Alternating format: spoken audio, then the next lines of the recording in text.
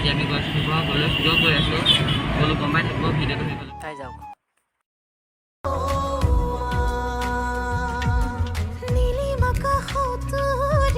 এতিয়া আমি শিমলগুৰি পাৰ হৈছোঁ। আজি যিহেতু স্বাধীনতা দিৱস, সেয়ে গাড়ী চলাচলো প্ৰায় সীমিত।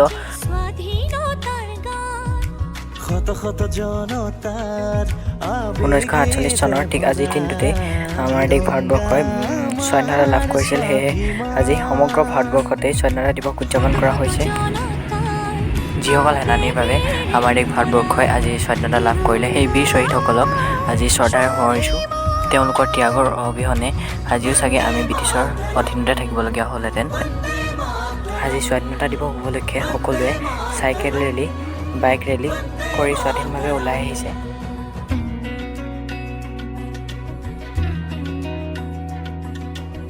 এনেদৰে আহি আমি শিৱসাগৰ পালোহি। আজি দোকান পোহাৰবোৰ প্ৰায় বন্ধ।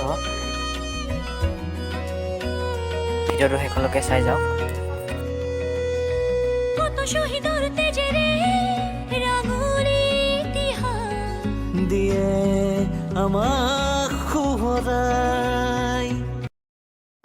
প্ৰতি বছৰৰ দৰে এইবাৰো শিৱসাগৰ জিলা প্ৰশাসন আৰু স্থানীয় ৰাইজৰ সহযোগত আটকধুনীয়াকৈ দৌলমুখ চাৰিআলি জাতীয় পতাকাৰ তিনিওটা ৰঙেৰে সজাই পৰাই তুলিছে।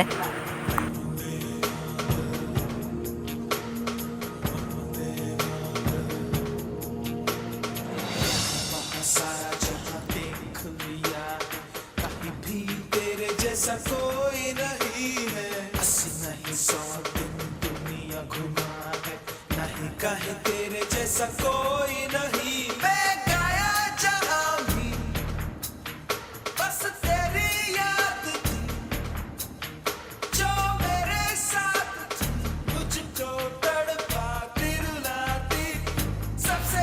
শিৱসাগৰ মানে যিহেতু শিৱদৌল, সেই শিৱদৌলৰ ফালে গৈছিলোঁ আৰু শিৱদৌলত বন্ধ আছে মোৰ প্ৰৱেশদ্বাৰ ক'ভিড-19ৰ বাবে, আৰু তাতে বাহিৰৰ পৰা ওলাবলৈ গুচি আহিলোঁ।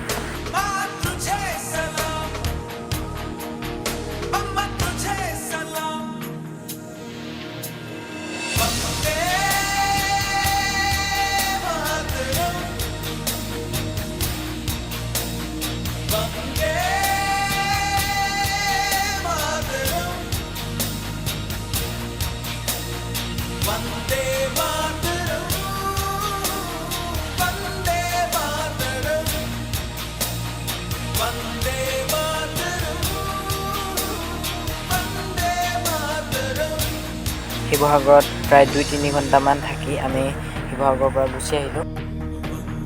যিসকল বীৰ জোৱানে নিজৰ আপোন ঘৰখনৰ পৰা আঁতৰি সীমান্তত আমাক দিনে নিশাই পহৰা দি সুৰক্ষা প্ৰদান কৰি আহিছে, তেওঁলোকক শ্ৰদ্ধা জনাইছোঁ। লগতে ঠিক কেইদিনমান আগত অসম মিজোৰাম সীমান্তত হোৱা সংঘৰ্ষত অসমৰ 6জনকৈ বীৰ জোৱানে আত্মবলিদান দিলে, তেওঁলোকক এই পবিত্ৰ ক্ষণত শ্ৰদ্ধাৰে স্মৰণ কৰিছোঁ।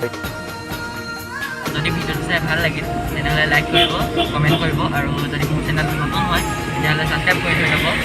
পুনৰ নতুন এটা ভিডিঅ'ত লগ পোৱাৰ আশাৰে আজিলৈ বাই বাই। আপোনালোকে মোক প্ৰথম ভিডিঅ'টোত যিদৰে মৰম দিলে, ঠিক তেনেদৰে তোক আহিবলগীয়া দিনবোৰতো মৰম দি যাব।